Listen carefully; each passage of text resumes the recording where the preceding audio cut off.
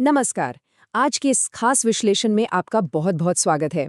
आज हम एक ऐसी कहानी की तह तक जाने वाले हैं जो हम सभी जानते तो हैं, लेकिन इसके पीछे के दांव-पेच यानी संधियों और युद्धों का जो असल मकड़ जाल था, उसे सुलझाने वाले हैं।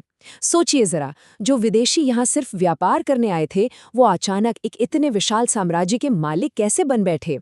कैसे एक-एक करके ताकतें टकराईं और पूरे भारत का नक्शा हमेशा के लिए बदल गया? चलिए शुरू करते हैं। तो चलिए सीधे मुद्दे पर आते हैं। एक वक्त था जब सारी दुनिया भारत को सोने की चिड़िया कहती थी। और सच में यहाँ के मसाले, बेहतरीन कपड़े, सिल्क और अथाह धन संपदा, इसी खजाने ने तो पुर्तगीज, डच, ब्रिटिश और फ्रांसीसियों को हमारी तरफ खींचा था। अब जरा सोचिए, जब एक ही बेशकीमती चीज को पाने की होड़ इतनी सारी ताकतों में लग जाए, तो उनके बीच एक भयंकर टकराव होना तो बिल्कुल तय था, है ना? आज के इस सफर को हमने 5 मुख्य हिस्सों में बांटा है। सबसे पहले देखेंगे यूरोपीय शक्तियों का आपस में टकराव, फिर ब्रिटिश और फ्रांसीसियों की आपसी लड़ाई, उसके बाद बंगाल की बेहिसाब संपत्ति पर उनका कब्जा, फिर मैसूर का वो कड़ा विरोध और आखिर में मराठा और सिख साम्राज्यों की हार। ये पूरा एक विजेता का रास्ता है जिसे हम आज समझेंगे। तो आइए सबसे पहले पड़ाव की बात करते हैं, यानी यूरोपीय शक्तियों का टकराव। ब्रिटिशर्स के लिए शुरुआत में सबसे बड़ी चुनौती भारत के स्थानीय राजा नहीं थे, बल्कि समुद्र में उनके अपने ही यूरोपीय दुश्मन थे, जिन्हें रास्ते से हटाना सबसे ज्यादा जरूरी था। इन शुरुआती लड़ाइयों पर नजर डालें तो 1612 में स्वाली के युद्ध में अंग्रेजों ने पुर्तगालियों की नेवी को बुरी तरह हरा दिया था। लेकिन यहाँ एक ऐसी घटना है जो सच में हैरान करती है। 1741 का कोलाचिल का युद्ध। त्रावणकोर के राजा मार्तंड वर्मा ने डच सेना के छक्के छोड़ा दिए थे। किसी भारतीय राजा द्वारा किसी बड़ी यूरोपीय ताकत को इस तरह से धूल चटाना, ये अपने आप में एक बहुत बड़ी बात थी। इसके बाद जो थोड़ा बहुत डच प्रभाव बचा भी था, उसे 1759 में बेदारा के युद्ध में अंग्रेजों ने हमेशा के लिए खत्म कर दिया।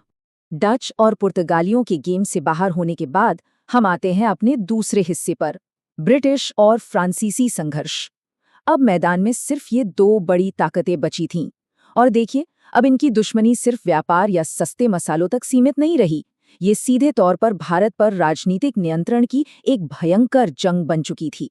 तो यहाँ जो सबसे अहम मोड़ है ना, वो ये 3 कर्नाटक युद्ध हैं, जिन्होंने भारत का आगे का रास्ता तय कर दिया।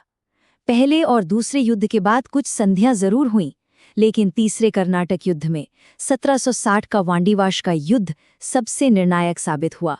सर आयरकूट के नेतृत्व में ब्रिटिश सेना ने फ्रांसीसियों को ऐसी मात दी कि भारत पर राज करने का उनका सपना वहीं चूर-चूर हो गया। फिर 1763 की पेरिस की संधि ने इस अंतिम फैसले पर पक्की मोहर लगा दी। अपने यूरोपीय दुश्मनों को रास्ते से हटाने के बाद अब कहानी का फोकस बंगाल की तरफ घूमता है। हमारा तीसरा भाग, बंगाल की बेहिसाब दौलत पर विजय। अंग्रेजों को एक बात बहुत अच्छी तरह समझ आ गई थी, अगर इस पूरे उपमहाद्वीप को जीतना है तो सबसे अमीर प्रांत यानी बंगाल के खजाने पर कब्जा करना ही पड़ेगा। पैसा ही तो असली ताकत थी। अब बंगाल में टेंशन लगातार बढ़ रही थी और तभी 1756 में ब्लैक होल की घटना सामने आई। ऐसा बताया गया कि नवाब सिराजुद्दौला ने कलकत्ता में कुछ ब्रिटिश कैदियों को एक छोटी सी कोठरी में बंद कर दिया था, जिससे दम घुटने से काफी लोगों की जान चली गई। वैसे इतिहासकार आज भी इन मौत के आंकड़ों पर बहुत बहस करते हैं, लेकिन ब्रिटिश रिकॉर्ड्स ने इस घटना को नवाब के खिलाफ एक जबरदस्त प्रोपेगेंडा की तरह इस्तेमाल किया। इसके बाद 1757 में अलीनगर की संधि हुई, जिससे कुछ वक्त के लिए शांति जरूर दिखी, लेकिन असल में ये एक बहुत बड़े धमाके से पहले की शांति थी। और ये बात बहुत ही शानदार तरीके से दिखाती है कि प्लासी और बक्सर के युद्धों में आखिर असली फर्क क्या था। देखिए, 1757 का प्लासी का युद्ध एक वास्तविक सैन्य लड़ाई से ज्यादा एक साजिश और धोखा था, जहां मीर जाफर पहले ही अंग्रेजों से जा मिला था।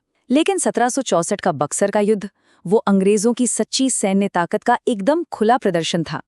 हेक्टर मुनरो के नेतृत्व में ब्रिटिश सेना ने मीर कासिम, नवाब और मुगल सम्राट शाह आलम द्वितीय की संयुक्त सेना को अकेले दम पर हरा दिया। बक्सर की इस ऐतिहासिक जीत के बाद 1765 में आई इलाहाबाद की संधि, जिसने सब कुछ बदल कर रख दिया। अंग्रेजों को बंगाल, बिहार और उड़ीसा के दीवानी अधिकार मिल गए।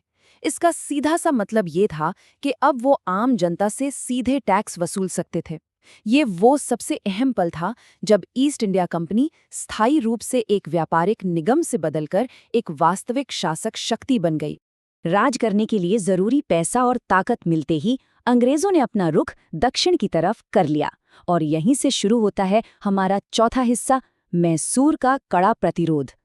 यहाँ अंग्रेजों का सामना एक बेहद ताकतवर पिता पुत्र की जोड़ी से होने वाला था, हैदर अली और टीपू सुल्तान, जिन्होंने ब्रिटिश विस्तार को लोहे के चने चबवा दिए। ये टकराव कोई 1-2 साल नहीं, पीढ़ियों तक चला। पहले एंग्लो मैसूर युद्ध में हैदर अली ने अंग्रेजों को बिल्कुल चौंका दिया था और मद्रास की संधि एकदम बराबरी की शर्तों पर हुई। दूसरे युद्ध के बाद मैंगलोर की संधि हुई, लेकिन तीसरे युद्ध तक आते आते अंग्रेजों ने चालाकी दिखाई, मराठों और निजाम के साथ मिलकर टीपू सुल्तान को घेर लिया। जो संधियां कभी बराबरी की होती थीं, अब उनका रूप पूरी तरह से हार में बदलने लगा था और आखिरकार 1799 में चौथे युद्ध में टीपू सुल्तान की मृत्यु और मैसूर की पूर्ण हार के साथ ये संघर्ष समाप्त हुआ।